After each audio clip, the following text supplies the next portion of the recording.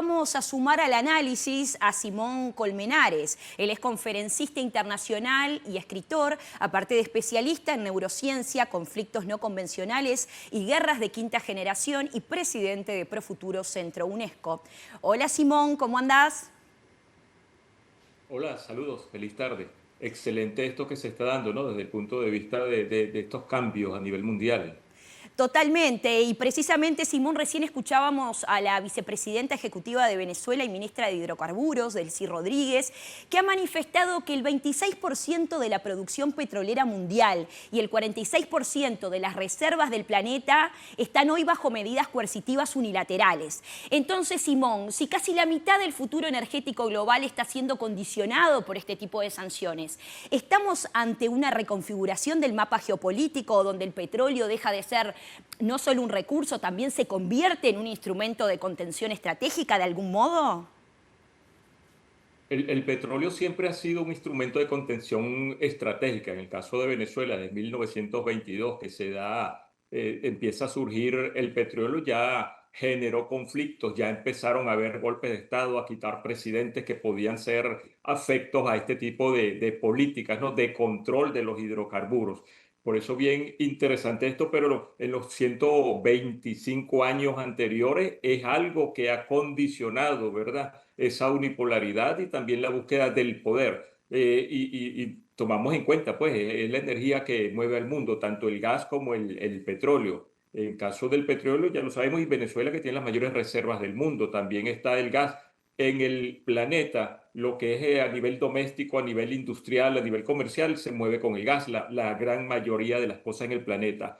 Y la industria, como el transporte y otros, también con los petróleos, y si sumamos la industria que tiene que ver con los derivados, la petroquímica, casi todo depende de ello. Y más recientemente, para generar rentabilidad en otra industria que la alimenticia, derivados de petróleo también se lo suman, ¿no? Y hace daño para incrementar la industria del cáncer. Entonces, algo como estructural, que lo vemos en los más de 120 años anteriores, respondiendo a tu pregunta, ha condicionado controlar a la humanidad, controlar el poder político, y es lo que ha estado generando en todos estos tiempos tantos cambios de gobierno de modo no recurrente, de modo no normal y de modo no democrático.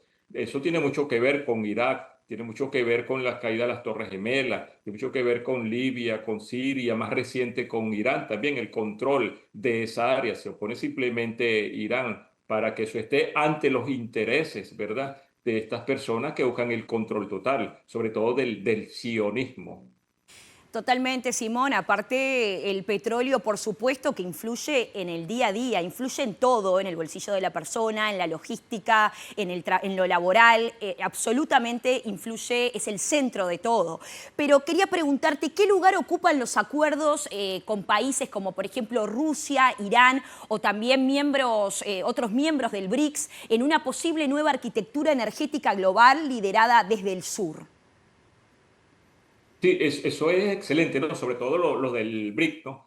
Porque algo que ha condicionado esto que hemos estado conversando es el patrón dólar en su momento a través de Arabia Saudí, que todo el pago por petróleo, que todos los países lo necesitan, sí o sí, si hiciesen dólares, fortaleció la moneda y a través de ello condicionó un poder unilateral en el mundo. Más recientemente, como hablaban a través de las sanciones, la cual Venezuela tiene 1041, nos recordaba Jorge Gestoso, pues tratan de condicionar y manipular esa democracia y controlar. Ahora, el BRICS es una de las cosas que más viene a dar resultados en estas épocas modernas. Es una de las geoestrategias que realmente viene a tratar de quitar ese patrón dólar. Ya recientemente están sacando una moneda unificada y el BRICS controla la mayor cantidad de las reservas, incluso la mayoría muchos de los países que están allí controlan en gran cantidad. Si hablamos del poder atómico también, entonces no es cualquier cosa.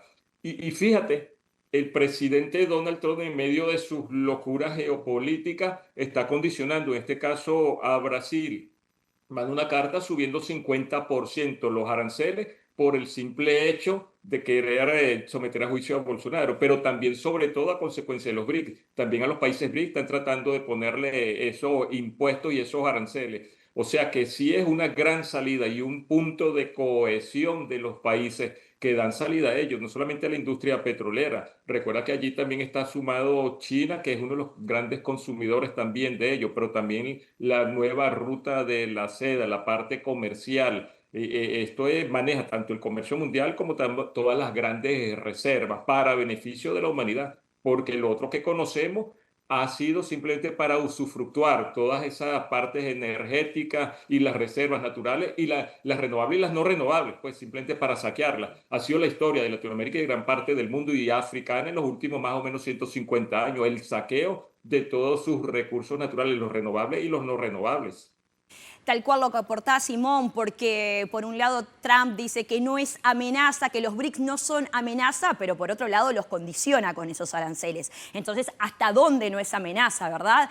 Pero decime, estabas hablando del tema estratégico. ¿Qué diferencias estratégicas existen entre este proyecto gasífero y también los modelos de dependencia histórica del PDVSA con distintas transnacionales? Sí, sí, sí, correcto. No, los BRICS no son una amenaza. Los BRICS son un derecho y una necesidad para que con dignidad la soberanía de los países, de los diversos estados, estén y exista. Y para que rompan la unipolaridad, la multipolaridad, genere éxito desde el punto de vista del desarrollo humano integral. O sea que es una necesidad y es un derecho de las naciones.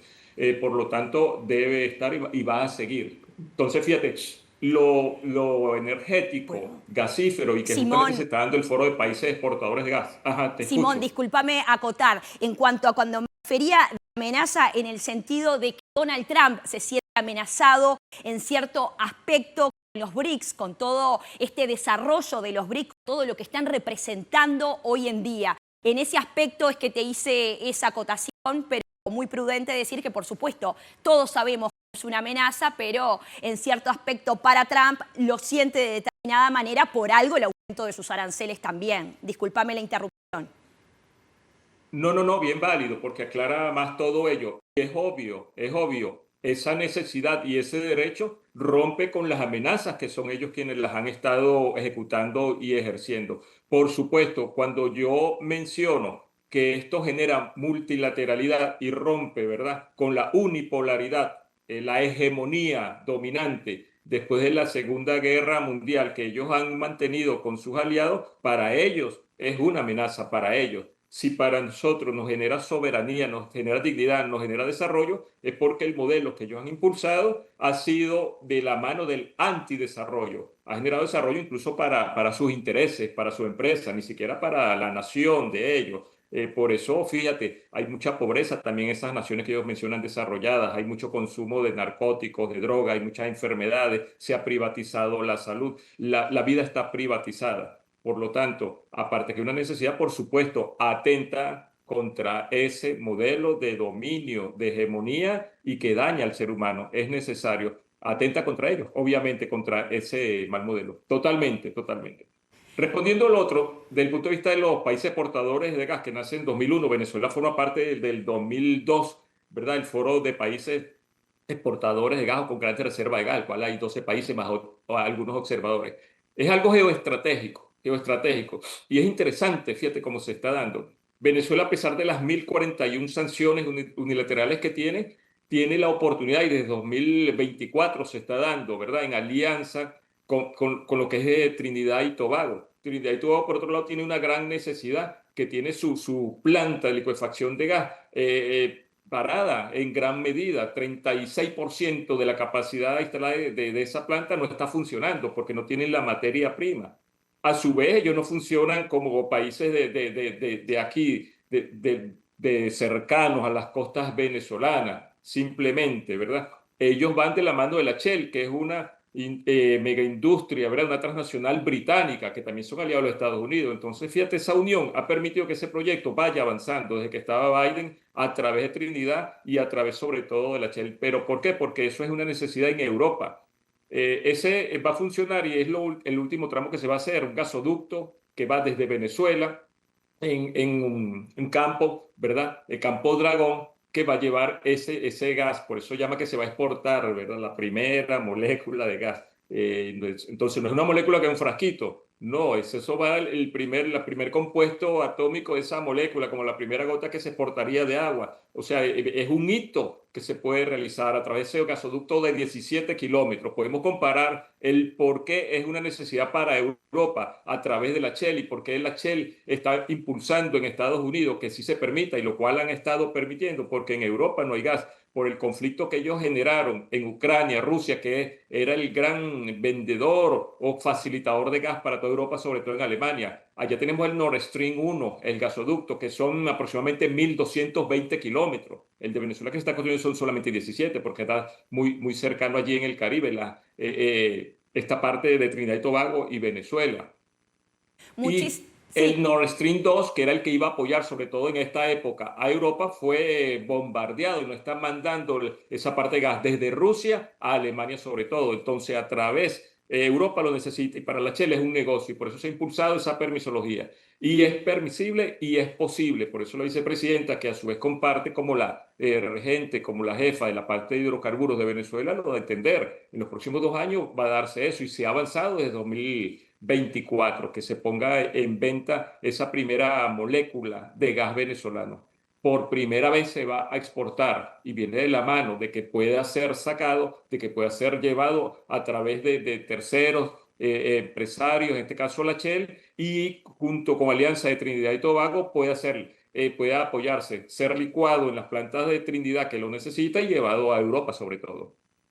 Bueno, Simón, muchísimas gracias como siempre por tu análisis. Gracias a ustedes. Feliz tarde. Feliz tarde.